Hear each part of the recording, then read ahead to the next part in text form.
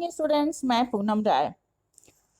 आज हम लोग जन संचार के अंतर्गत, क्योंकि जैसा कि आप लोगों को बताया गया था कि जो आपकी पुस्तक है आरोह और वितान, इसके अलावा आपके जन संचार से भी कुछ क्वेश्चन आते हैं। इसके अंतर्गत एक चैप्टर है शब्दकोश कैसे देखें, तो आज हम लोग इसी के बारे में जानेंगे। आमतौर पर आप लोग डिक्शनरी देखना जानते हो। डिक्शनरी कैसे देखते हैं? अल्फाबेटिकल शब्दों को खोजते हैं। सेम वैसे ही हिंदी में भी शब्दकोश में शब्दों को, उनके अर्थ को, उनके प्रत्येक भाग के बारे में जाना जाता है। उनके कितने पर्यायवाची हैं, उनका अर्थ क्या है, वो संज्ञा है, स्त्रीलिंग है, पुल्लिंग है, वगैरह वगैरह के बारे में। लेकिन जितना आसान अंग्रेजी का डिक्शनरी देखना होता है, उतना हिंदी का शब्दकोश नहीं होता, थोड़ा सा टफ पड़ता है। आसान आपके लिए तब हो जाएगा जब इसके बारे में आप समझ लेंगे। शब्दकोश शब्दों का खजाना होता है। इसमें एक भाषा को बोलने वाले समुदाय प्रयुक्त होने वाली भाषाओं के विभिन्न अर्थों को समझते हैं।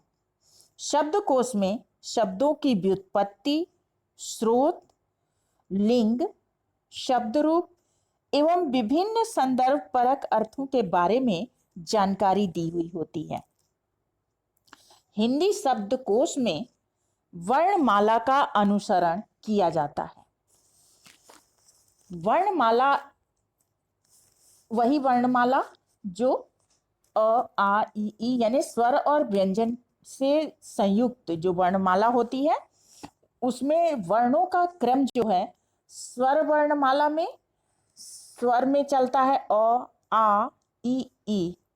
किंतु जब हम हिंदी के शब्दकोश में आते हैं तो इसमें पहला वर्ण अंग से शुरू होता है। ये बहुत ध्यान देने वाली बात है कि हिंदी वर्णमाला में अ से शुरू होता है वर्ण, लेकिन जब हम हिंदी शब्दकोश में शब्दों को ढूंढना शुरू करते हैं तो उसमें अंग के शब्दों को हम पहले ढूंढते हैं। इसमें दूसरा अंतर यह होता है कि हिंदी वर्णमाला में संयुक्ताक्षर अंत में आते हैं। जैसे स्वर वर्ण होते हैं अंग से अह तक, अ से अह तक। उसके बाद व्यंजन वर्ण होते हैं क वर्ग, च वर्ग। क वर्ग का मतलब क ख ग घ अंग, क वर्ग, च वर्ग, ट वर्ग, प वर्ग और त वर्ग। इसके बाद जो अंतहस्थ वर्ण होते हैं ऊष्म वर्ण होते हैं, यारा लव अंतहस्थ वर्ण। और इसके बाद जो संयुक्ताक्षर आते हैं क्ष, त्र, ज्ञ और श्र, इनको हम कैसे जानेंगे? क्योंकि अंग तो मान लिया आ गया। जब शब्दकोश में शब्दों का क्रम आएगा तो पहले अंग से जितने भी शब्द रहेंगे वो मिलेंगे। इनका खंड बना होता है, अंग का खंड। इसके बाद जब अंग से जितने शब्द रहेंगे उनके अर्थ, उनके कितने अर्थ हैं, उसका क्या लिंग है, वगैरह वगैरह। उसके बाद अ का खंड में जाएंगे, वहां से हमें मिलेगा। इसी प्रकार जब स्वरों का अंग से अ तक समाप्त हो जाता है तब हमें व्यंजन वर्ण पे मिलता है। व्यंजन वर्ण में भी जब हम आते हैं तो सेम वही स्थिति होती है। जैसे व्यंजन वर्ण का पहला वर्ण होता है क वर्णमाला में, लेकिन जब हम शब्दकोश में ढूंढते हैं तो यहाँ पे कंग से शुरू होने वाले शब्द पहले मिलते हैं। कंग के बाद आता है क, इसके बाद का से शुरू होने वाले शब्द, की से शुरू होने वाले शब्द, की से शुरू होने वाले शब्द, कु और कु से, मतलब इस क्रम में आपका चलता है। जब आपका क तक आ जाता है तो क के बाद इसके साथ ही आपको मिलता है छ। ये संयुक्त वर्ण जो है, जैसा कि हमने कहा कि वर्णमाला में ये अंत में आता है, लेकिन शब्दकोश में जब हम देखेंगे तो इसके साथ ही आपको ये वर्ण मिल जाएंगे। छ में पहला वर्ण क्या है? छ शब्द वर्ण जो है, इसमें दो वर्ण मिले होते हैं, क और श, मूर्धन्य श।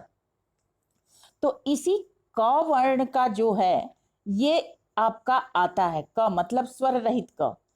तो जब आपका क हो जाता है, इसके बाद आपको जो शब्द मिलेगा वो मिलेगा क्या, क्यारी, क्यों, ये क्रम चलेगा। अब यहां थोड़ा सा ध्यान देने वाली बात है कि क्या आधा क है और यह जो है वो अंतहस्त वर्ण वाला य र ल व, यहां देखिए क्या है और फिर क्यारी है। क्यारी यानी य के बाद आता है र, र के बाद यहां जो शब्द क्रम सजा हुआ है, यहां बड़ी ई की मात्रा है री में, और बड़ी ई की मात्रा के बाद आता है ओ की मात्रा, और इसी क्रम में आपका ये सजा। इसके बाद जब ये आपका समाप्त हो जाता है, तब शुरू होता है क्रंदन, क्रंदित, यानी कि आपका आधा क से यहां शुरू हुआ, यहां पे अंक के वर्ण आते गए, इसमें अनुनासिक है, अनुस्वार, और फिर आपका आता है क्रम, क्रंदन, क्रंदित, क्रम, क्रमशः। य र ल और य, इसका भी ध्यान रखेंगे कि यहां पे य है, इसके बाद र है, ल है, और इसी क्रम में ये आता चला जाएगा। आगे जैसे हम शब्दों को देखेंगे और पहचानेंगे कैसे। एक सबसे बड़ी खासियत होती है शब्दकोश में कि जब शब्दकोश दिए होते हैं तो उसमें संकेत चिन्ह दिए होते हैं। कुछ शब्द ऐसे होते हैं जिनको बहुत संक्षिप्त में लिखा होता है, जैसे यहां एक शब्द है विदग्ध। विदग्ध शब्द को जब हम देख रहे हैं तो इसका कितना अर्थ है।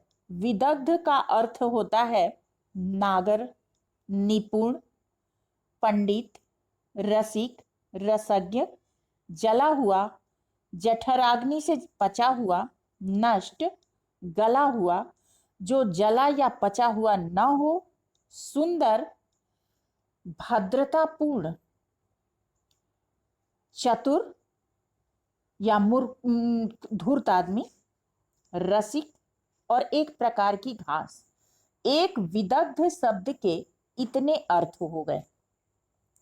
इसमें आपको दिखाई दे रहा है कि ये वी एक संकेताक्षर है और ये एक संग संकेताक्षर है, यहाँ पे पू संकेताक्षर है, मतलब कि यहाँ वी लिख के बिंदी लगा हुआ है, यानी इसको आप क्या कहते हैं, लाघव चिन्ह।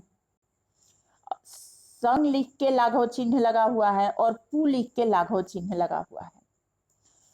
तो इसका मतलब क्या है? इसका मतलब जहां वी है, वी का मतलब है विशेषण, मतलब कि इसमें कुछ ऐसे हैं जो विशेषण शब्द हैं, और संग का मतलब है संज्ञा। बाकी जो शब्द हैं वो क्या है, संज्ञा है। और यहां पू का मतलब हो गया पुल्लिंग। इस प्रकार जब हम शब्दों को ढूंढने चलते हैं, उनके अर्थ को ढूंढने चलते हैं शब्दकोश में, तो हमको इन सारी चीजों का ध्यान रखना होता है।